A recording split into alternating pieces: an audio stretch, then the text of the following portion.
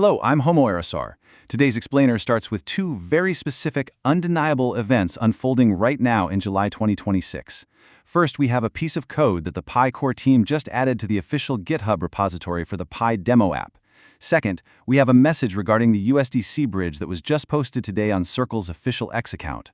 On the surface, these two things look completely unrelated. One is a few lines of code on the Pi testnet allowing a transaction with an ecosystem token called IRA. The other is Circle promoting a service that moves USDC stablecoins between different blockchains. But when we connect these two events with the strategies Pi network has been rolling out over the last few months, things like the Mainnet Launchpad, the decentralized exchange, automated market makers, Pi sign-in, Pi verify, and their enterprise onboarding strategy, a completely different, massive picture emerges. We are looking at a fundamental shift in how the real economy connects to Web3. So let's break down why this is so critical. The big takeaway here is absolutely not the simple fact that you can pay with an IRA token on a testnet. That is just the surface layer. The real core of this event is that, for the very first time, a universal payment interface has appeared directly in Pi's official code. It allows application developers to explicitly designate exactly which asset they want to receive for payment. And it is happening at the exact same moment in July 2026 that Circle is publicly emphasizing a massive shift in their strategy. Circle is making it crystal clear that moving assets across blockchains, the act of bridging, is no longer the end goal. The real goal is taking that transported USDC and actually using it to access apps, markets, liquidity, and business opportunities in the destination ecosystem. Let's look directly at the code that makes this possible. The true technical mechanism that was just merged into the Pi app's demo repository is a parameter called token canonical. This string of code is a total game changer. It means we are officially moving away from a rigid system where an application can only accept one single native network token. Instead, this parameter reveals a deeply embedded universal payment interface. It gives the power directly to the application layer. The developers building the apps now have the built-in infrastructure to tell the network, hey, for this specific good or service, I require this specific digital asset.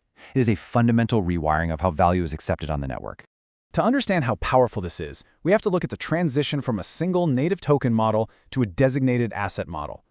The new parameter uses a very specific format. It pairs a token code with an issuer address. This is the exact mechanism that transitions applications from being locked into one currency to being able to dictate their own economic terms. A gaming company can use this interface to mandate that players pay with their specific in-game token. But more importantly, a large-scale vendor can use this exact same interface to demand payment in an approved fiat-backed stablecoin. The infrastructure is now officially built to demand specific issuer-backed assets right at the point of checkout.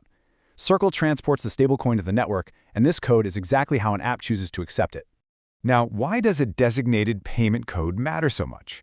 Because without it, real-world enterprises slam into a massive barrier known as the corporate accounting wall. This wall is the single biggest reason why traditional businesses haven't fully embraced Web3. When a company sells a product, they cannot afford for the revenue they receive to drop 20 or 30% in value overnight due to crypto market volatility. Their financial liabilities are fixed in fiat currency. If they are forced to accept only a volatile single-asset crypto payment, they expose their entire corporate treasury to unacceptable risk. It creates an accounting nightmare that large-scale enterprises simply will not touch. This accounting wall has kept the real-world economy locked out of blockchain ecosystems. Let's be real about how a corporate balance sheet actually works. Enterprises have essential fiat liabilities that absolutely cannot be ignored. Every single month, like clockwork, they have to pay employee payroll, they have to pay corporate taxes, they have server and infrastructure costs, raw material procurement, global supplier payments, rent, leases, debt interest, and dividend payouts. None of these entities accept payment in a volatile ecosystem token. They require hard fiat currency, like dollars or euros. A global business simply cannot function if its revenue stream is entirely unpredictable. They need a concrete, legally sound mechanism to lock in stable revenue so they can pay these fixed costs without completely destroying their rigid corporate accounting structures. To solve this exact problem and tear down that accounting wall, a tri-asset enterprise economy is forming right in front of us. In this model, the economic roles are beautifully decoupled. First, you have Pi, which acts as the foundational network baseline. It handles the utility, the security, and the transaction fees. Second, you have the enterprise token, which acts as the growth asset. This is what the company uses to acquire new users, incentivize engagement, and drive brand loyalty. And third, absolutely crucial for survival, you have the stablecoin. The stablecoin handles the actual revenue settlement.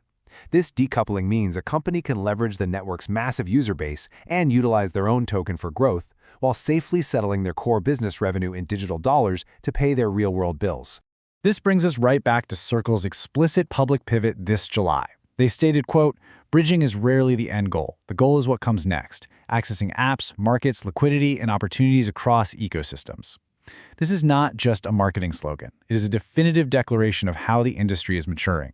Transporting a digital dollar from one blockchain to another is useless if it just sits there. The transported asset must be actively utilized. It has to flow into real applications, access vibrant markets, and connect with actual business opportunities. Circle is building the transport highways, but they explicitly need thriving destination cities where those dollars can actually be spent. We are officially witnessing the transition from the past cross-chain mindset to the present and future architecture.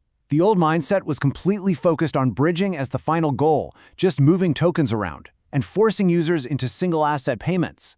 The new architecture is entirely about accessing real applications and markets through a multi-asset payment rail.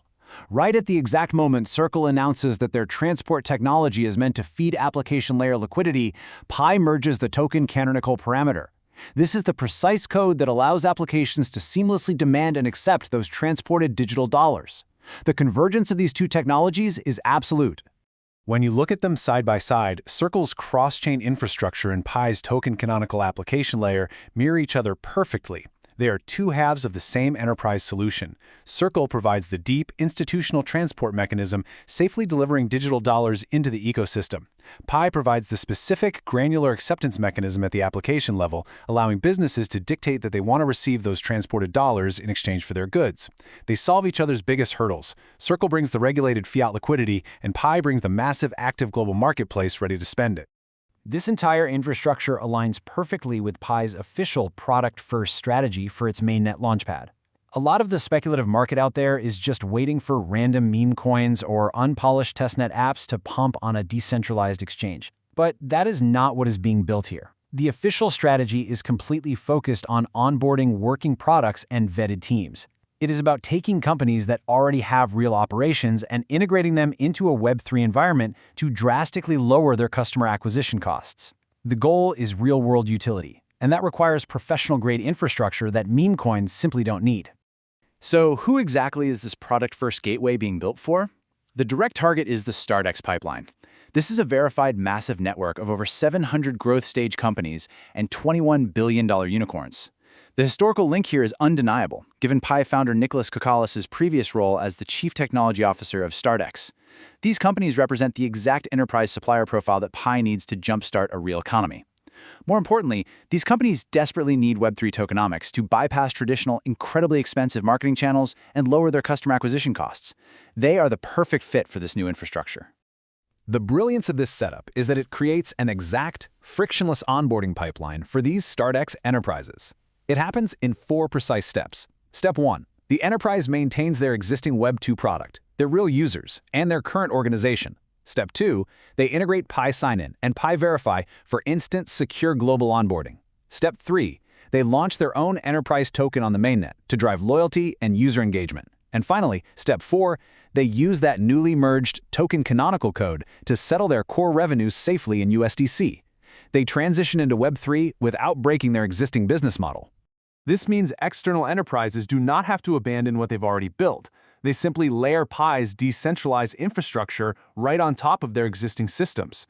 By executing those 4 steps, they gain immediate access to a network of over 18 million verified KYC-approved humans, along with seamless stablecoin liquidity. And they do all of this without altering their core corporate accounting or taking on crypto volatility risk. It is a turnkey gateway designed specifically for Silicon Valley growth companies to enter the Web3 space, tap into a massive global user base, and completely bypass the friction of traditional Web2 marketing. However, none of this institutional-grade stablecoin routing is legally or functionally possible without a rock-solid foundation of human trust. Traditional institutions and enterprises suffer heavily from the KYC silo problem. They waste millions of dollars verifying the exact same users over and over again in isolated, disconnected databases. Pi Verify fundamentally solves this by acting as a universal, transportable proof of humanity. It eliminates the duplication problem on a global scale. Pi Verify is not just a feature, it acts as the essential human foundation that makes institutional layer settlement compliant and efficient. In the real world, the atomic settlement of digital dollars fundamentally requires atomic identity. Enterprises and global regulators require absolute certainty about who is transacting. You cannot route millions of dollars in stablecoins through a network filled with bots or unverified accounts. Pi Verify delivers this deduplicated human foundation. It operates as the underlying human trust protocol, ensuring that every transaction meets global anti-money laundering and compliance standards. It provides the regulatory safety net that large-scale enterprises absolutely demand before they will process their revenue through a blockchain. It is crucial to separate the confirmed facts of today from the forecast of tomorrow. Looking squarely at the present in July 2026, we have undeniable, verifiable evidence. Pi's product-first Launchpad is reality. Pi Verify is actively providing external identity verification. The token canonical multi-asset payment code has been officially merged into the GitHub repository. And Circle has explicitly pivoted their infrastructure to focus on application layer liquidity. These are not concepts, these are the concrete pillars of a massive enterprise bridge that is already built and functioning under the surface. So how do we know when this enterprise gateway goes fully live? I am watching for 4 immediate, highly specific technical triggers. First, watch for the token canonical parameter to be formally documented in the official Pi SDK. Second, look for backend validation updates enforcing strict rules for the asset code and issuer fields. Third, monitor the blockchain ledger for external enterprise tokens or official USDC issuers making their appearance. And fourth, look for the Pi wallet to introduce automatic DEX stablecoin swaps, ensuring seamless liquidity for these transactions. When these trigger, the gate is open. When you put all of these facts together, the conclusion is unavoidable. The convergence of the Pi GitHub update and Circle's evolving stablecoin mission proves that a massive, sophisticated Web3 onboarding strategy is in motion. Pi is building the ultimate enterprise onboarding gateway. It seamlessly combines a massive base of verified humans, advanced loyalty tokenomics, and secure stablecoin settlement into one unbreakable, regulatory-compliant architecture. The Launchpad isn't just a place to list tokens. It is a meticulously designed pipeline to bring the real economy on-chain. The universal payment interface is officially merged into the code.